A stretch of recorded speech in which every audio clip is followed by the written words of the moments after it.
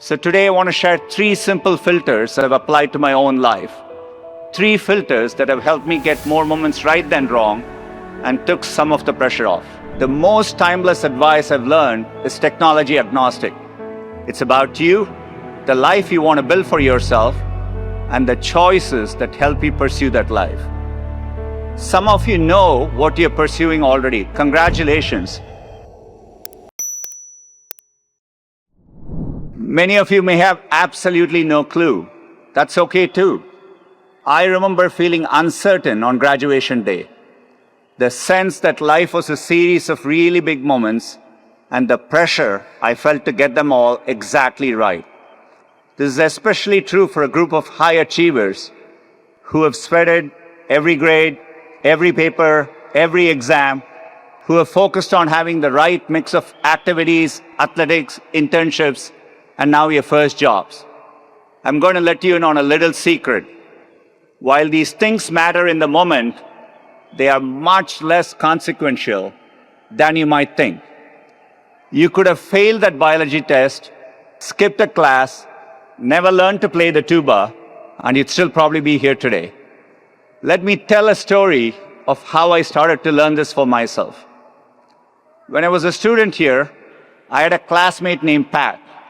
He was from Long Beach, had an earring in one ear, which I thought was really edgy at the time, and a white two-door Honda Prelude convertible.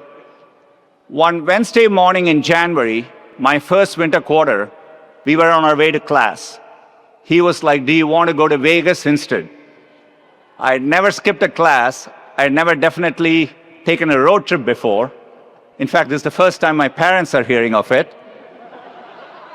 And yet I said, sure. So we went back to our dorm rooms, grabbed some things, and set off. You have to cut through the mountains to get there. As we drove through them, it started to snow. I'd never seen snow before. I stuck my hand out to grab it. I couldn't believe the softness of the flurries. Pat stopped the car so I could get out. It was really beautiful, a moment I'll never forget. 9 hours from when we set out, we arrived in Vegas with the night lights on the horizon. I didn't know what to think. Pat taught me how to play blackjack. I started with $5 and did manage to win about 15 more, and I was like, I'm out.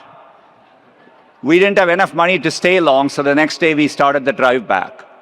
No one seemed to notice that we had missed class. For the first time, I realized the world won't end if I relaxed a little. You're going to face a lot of moments in your life. Only a few of them are really important, and you need to get them right. Picking a partner, choosing whether to start a family, a bigger career pivot. Those decisions require time and intention. However, you will face many more moments in your life that only seem really big. Thousands of them, in fact. And very few of them are make or break. Your first job out of college, the city you move to next, whether to take that road trip. While those moments add texture to your journey, they rarely determine the course of your life. But if you're able to filter the signal through the noise, you can nudge your life in these moments into having the impact you want. So today I want to share 3 simple filters that I've applied to my own life. 3 filters that have helped me get more moments right than wrong and took some of the pressure off. First, choose optimism. This might not ring true to you at this moment. The world is going through a lot. Global conflicts, economic anxiety, a rewiring of technology, information overload, all at a fast pace. It's easy to look at the news of the day and think that we are living in uniquely challenging times. For me, it's helpful to remember that each generation has faced hardship in their own way. We don't get to choose the world we graduate into, but we do get to choose how we frame our circumstances. This was something my parents instilled in me at a young age. I grew up in the vibrant city of Chennai, India. It was a comfortable life for the most part, but in those early years we had some challenges. We worried about severe drought and whether the water trucks would arrive in time. And for us, technology came slowly. We had to wait years to get a telephone, a TV, a refrigerator. Each changed our lives in meaningful ways. My parents never let the constraints limit my imagination of what was possible. It's the reason I even let myself dream I could one day work in a faraway place called Silicon Valley. When the call from Stanford came, my father spent the equivalent of a year's salary to buy my ticket. It was my first time on a plane. When I landed in California, it wasn't exactly as I'd imagined. I remember that first drive down 280 coming from the airport with my host family. If you're not from here, California is advertised as being really lush and green. But when I looked out the window, it was more brown. I guess I said this out loud, I'm not sure why. My host, Mrs. Jane Earl, gently corrected me. We prefer to call it golden, she said. And that's exactly what I mean by choosing optimism. It's about reframing for the positive. Where I saw brown, she saw golden.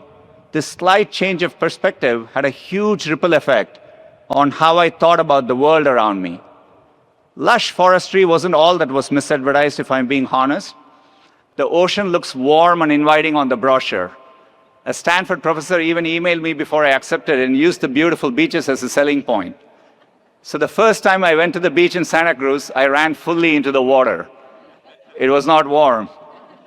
I've since learned that the Atlantic can be warmer, which, by the way, is the only reason Stanford joining the ACC makes any sense at all. Despite the brown hills and the cold ocean, it seemed like almost everyone I encountered had a generally positive outlook on life. Maybe it's because you can wear shorts all year, I don't know. I found myself adopting this California optimism, and it helped me navigate one of my bigger pivots during my time at Stanford. I came here fully intending to get my PhD and to move into academics. Life had other plans, and I needed to get a job sooner. So I left my doctorate program, and Stanford was generous to offer me the chance to fulfill the requirements for a master's. I could have seen it as the end of a dream, but thanks to Mrs. Earl, I was able to see that particular brown hill as golden. In that moment, I chose optimism. The second filter is to gravitate towards working on hard things. I'd love to tell you I was an immediate success after leaving Stanford. I wasn't. Even a decade later, I felt like I wasn't on the right path and took me a while to find my footing. Until I applied to Google, I had my final interview there in 2004. It was April Fool's Day and the day Gmail launched. So when my interviewer asked me about it, I wasn't sure if it was a joke or a real product. That's because at the time, 1 gigabyte of free storage for everyone felt super ambitious and almost impossible. A couple years into the job, I got my chance to work on a seemingly impossible problem too. It was around this time that the internet was moving into a new phase. The web was evolving from simple web pages to rich applications. There was a group of us that felt we could reimagine the browser to be much better and faster, and we had an early prototype that we thought was pretty good. Internally, there was a consensus that building a browser would be incredibly difficult, requiring hundreds of engineers. We had a group of about 10. The consensus was right. It was going to be really hard. In some ways, we were naive, and it's good to be a bit irrational when you approach new things. And in 2008, we launched what we thought was a great browser. We had 8 million users in the first 24 hours, and the reviews were really positive, and then user growth stagnated. After a year, we had around 2% share. I remember Steve Ballmer, the CEO of Microsoft, made fun of Chrome in an interview and called it a rounding error. It could have been demoralizing, but with that California optimism, I told the team that the fact he went out of his way to dismiss us meant we were doing something right. We kept going, setting highly aggressive stretch goals to keep the team pushing. We rapidly iterated, shipping the browser every 6 weeks, while others shipped one maybe every 6 months to a year. Success began to follow. Working on hard things has taught me a lot. It typically attracts other great and optimistic people. And even if you miss meeting the high goals you set, you will still achieve something great. So when you have the choice to work on something hard, say yes. And the third filter I use, when all else is equal, do the thing that excites you. For me, there has always been access to technology. The more access my family had, the better our lives got. I didn't have much access to a computer until I came to Stanford. So you can imagine my surprise when I walked into Suite Hall and saw rows and rows of computers that I could use anytime I wanted. It was 1993 and the internet was being built literally all around me. I saw it as a fundamental enabler of human progress. The idea that I could be a part of bringing it to as many people as possible was exciting. It's why I took the offer at Google, why I jumped at the chance to work on projects like Chromebooks and Android later on. Several years ago, I remember meeting a group of women in rural India using Android smartphones for the first time to learn new trades, to speak with loved ones far away. And I remember visiting a classroom in Pittsburgh and seeing students from different backgrounds learning through the products I helped to build. Seeing computing change people's lives as it had changed mine was the most exciting thing in the world to me. So as you look at your own path, don't focus on the thing your parents want you to do, or the thing all your friends are doing, or that society expects of you. Instead, think about the things that keep you chatting excitedly with your roommate late into the night, and go do those things.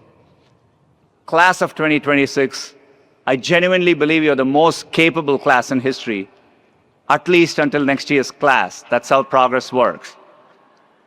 You have thousands of moments ahead of you.